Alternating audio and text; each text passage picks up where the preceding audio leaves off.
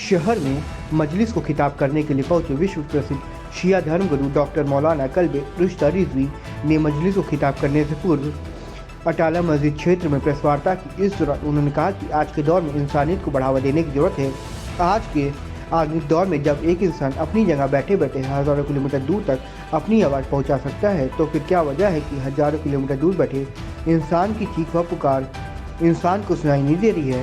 वजह सिर्फ एक है, आज इंसान के अंदर की इंसानियत खोखली हो चुकी है। इसलिए हमें धर्म के प्रचार से ज़्यादा इंसानियत के प्रचार की ज़रूरत है।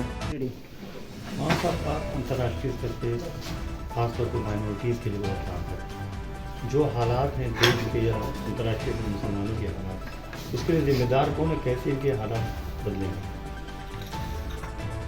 देखिए, सबसे पहले तो आप सभी की खिदमत में सलाम मोहब्बत, सलाम अकीदत और आपके कैमरे की आंखों के ज़रिए से दुनिया में जहाँ कहीं मुझे देखा जा रहा है या देखा जाएगा, उन सब की खिदमत में सलाम मोहब्बत, सलाम अकीदत के साथ बड़ा खूबसूरत सवाल है। अब सवाल ये नहीं है कि मुसलमान मर रहा है या कोई मुसलमान को मार रहा है। सवाल यहाँ ये है कि इंसान जी रहा है कि नहीं और इंसान जीने देना चाहता है कि यहाँ बक़ाए इंसानियत की बात है, वक़ार इंसानियत की बात है, बशरियत की प्रतिष्ठा की बात है। देखिए, आप मज़हबों के अंदर से देखेंगे तो रशिया में क्रिश्चियन रहते हैं और रशिया और जो रशिया की जंग हो रही है, क्या नाम है उसका, यूक्रेन, उसमें भी क्रिश्चियन है। तो यहाँ क्रिश्चियन को मार। इसके अलावा जो जंगें हैं उनको अगर आप बहुत नज़दीक से देखें तो मुसलमान को मार रहा है।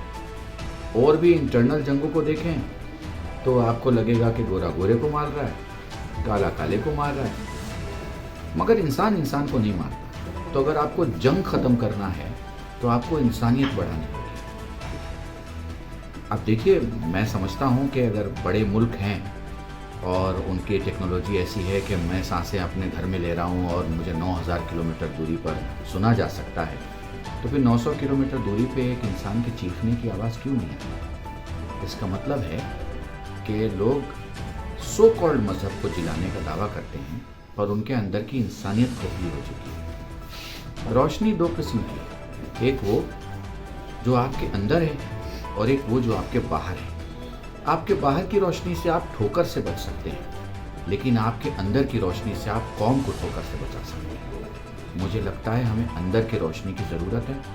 रहा सवाल, मुझे आश्चर्य है कि कोई अपने आप को इंसाफर कहे और उसे 20,000 लोगों की मौत न दिखाई दे। मुझे आश्चर्य है कि कोई अपने आप को न्यायाधीश समझे और उसे चीखें न सुनाई दे। मुझे आश्चर्य है उन लोगों पर जो मुल्कों को नज़रियों के निगाह से देखते हैं, इंसानियत की निगाह से नहीं देखते। तो मेरा अपना मानना, पर्सनल मानना ये है, इंसानियत का प्रचार और इंसानियत में ज़्यादातर वक़ार इंसानियत की जहाँ भी गुफ्तगू होगी, मनुष्य की प्रतिष्ठा आस्था के साथ साथ अगर उसकी बात होगी, तो मुझे लगता है ना कोई मारा जाएगा, ना कोई मरेगा, ना कोई सिसकियाँ होंगी, ना कोई बच्चा यतीम होगा और ना बम मार के शहर को बर्बाद किया जाएगा। आज भारत का मुसलमान जो है सियासी अछूत बन गया है। ऐसे में मुसलमानों का जो सियासी भविष्य आप कहाँ देखते हैं? देखिए, बहुत अच्छा और प्यारा सवाल। देखिए, मैं शिराज हिंद में गुफ्तगू कर रहा हूँ और यहाँ की खूबसूरती यही है। खूबसूरती ये है कि इस वक्त मेरे पास जो ये इतने सारे कैमरे हैं और इतनी सारी कैमरे की आँखें हैं। मुझे लगता है इसमें एक सुन्नी है, एक शिया है, एक हिंदू है, एक किसी और कौम से है, ये सब मिलके हैं, सबके सवाल एक है। देखिए, सबसे पहले भाई मैं आपसे अर्ज़ करूं, हमें अपनी सहाफ़त में इतना दिल बड़ा करना होगा कि हिंदू सवाल करे मुसलमान कमियों के बारे में और मुसलमान सवाल करे एक हिंदू मजलूम के बारे में। तब हम एक स्वच्छ और स्वस्थ देश और नेशन की उम्मीद और कल्पना कर सकते हैं। मगर आपने एक सवाल किया है, तो मैं पर्सनली ये फील करता हूँ कि किसी ने मुसलमान को सियासी अछूत नहीं बनाया। मुसलमानों की अपनी गलतियाँ हैं। आप एक बात बताइए, किसी मिश्रा और शर्मा की गलती का नाम पाकिस्तान है क्या? सोचिएगा, इस पे गौर कीजिए। ठीक है, किसी RSS, although I am not supporting any organization or I am not behind of any organization, मैं आपको ये बताना चाहता हूँ, हमारी मुसलमानों से पॉलिटिकल गलतियाँ इसलिए हो जाती हैं क्योंकि हमने सियासत में हमेशा ताबेदारी की, रहबरी की ही नहीं, तो हमारे पास सियासत रही नहीं। जब कभी सियासत हमारे पास आई तो हमने मसलहत की सियासत की, बिंदास सियासत नहीं की। आप मुझे 100 मुस्लिम पॉलिटिशियंस के नाम बताएंगे, कोई बिंदास सियासत करने वाला नहीं है, सब मसलहत की सियासत करते हैं। मुसलमानों को मसलहत की सियासत से बाहर आना पड़ेगा। मैं आपको एक एग्जाम्पल देता हूँ।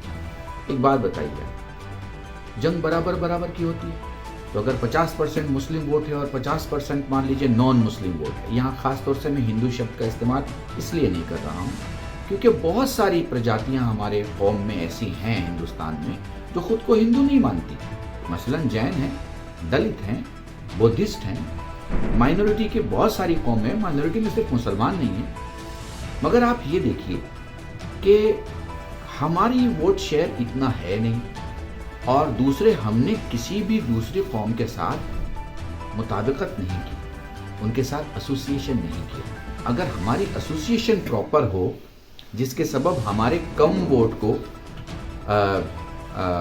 उस दूसरे वोट के साथ मिला के ज़्यादा समझा जाए तो हमें कोई किनारे नहीं कर सकता। मैं आपको एक एग्जांपल ऐसा देना चाहता हूँ जो हमारी जवान नस्ल तक पहुँचे। इंडिया से चाइना आयरन और सप्लाई होता है। मुझे नहीं पता आप लोग किस अंदाज से इसे लिखेंगे, मगर अगर आपने इसे वैसे ही लिखा जैसे मैं चाह रहा हूँ और बोल रहा हूँ तो यकीनन मैसेज कन्वे हो। चाइना का शिप आता है 50,000 टन माल लेने के लिए, आयरन और लेने के लिए, उसे वो गलाते हैं, उससे वो स्टील बनाते हैं, ठीक है। कभी कभी क्या होता है कि किसी बिजनेसमैन के पास 50,000 माल नहीं होता, उसके पास 45,000 माल होता है, और कुछ ऐसे लोग होते हैं जिनके पास 5,000 माल होता है। तो कहानी ये बनती है कि जब 45,000 लेके वैसल खड़ा रहता है, दूसरे 5,000 का इंतजार करता है, तो जिसके पास 5,000 पोर्ट पे पड़ा हुआ है वो अपने 5,000 की कीमत बहुत सही से वसूल करता है। आप समझ रहे हैं? यानी कम होना ऐब नहीं है, मगर उस कम को सही जगह इस्तेमाल करना ये सिफत हमारे अंदर नहीं है। ये हुनर अगर हमारे अंदर आ जाए तो हमारी इज्जत होगी। और देखें, इज्जत वोट की होती है, इज्जत दिमाग की होती है। मगर हमारे पास वोट है, वो घर में बैठा रहता है, और हमारे पास दिमाग है, वो लड़ाने में इस्तेमाल होता है, जोड़ने में इस्तेमाल नहीं होता। तो मुझे लगता है हमें रियल पॉलिटिशियन होना पड़ेगा। हमें पॉलिटिक्स के कोर्सेज करने पड़ेंगे। आप देखिए MIT में पॉलिटिक्स पे पूरा कोर्स है, वो बच्चों को पॉलिटिक्स सिखाते हैं। तो मुझे ऐसा लगता है कि हमें अपने वोट की वैल्यू को समझना होगा कि वोट एक बीज के दाने की तरह है, जिसमें हजारों पेड़ छुपे हुए हैं, हजारों शाखें और हजारों फल, हजारों मुसाफिरों का साया और हजारों लोगों की जिंदगी और उनके जिंदगी का सामान है। मुझे लगता है पार्टी, पॉलिटिक्स, वोट, नेता, ये आपकी ज़रूरत है। अगर कोई नेता आ रहा है आपके पास, आप देखिए, कोई डॉक्टर आता है कभी आपके पास कि मेरा इलाज करो, आपकी बीमारी आपको डॉक्टर तक ले जाती है। तो आप जब डॉक्टर तक जाएं तो ऐसा डॉक्टर चुनें जो आपके कैंसर के इलाज को क्रोसिन से ठीक ना करना चाहता हो, उसको आता हो इलाज करना। मुझे लगता है मालूमात की ज़रूरत है ताकि हम इस हालात से बाहर निकल सकें, और हिम्मत हारने की तो हुजूर ज़रूरत नहीं है।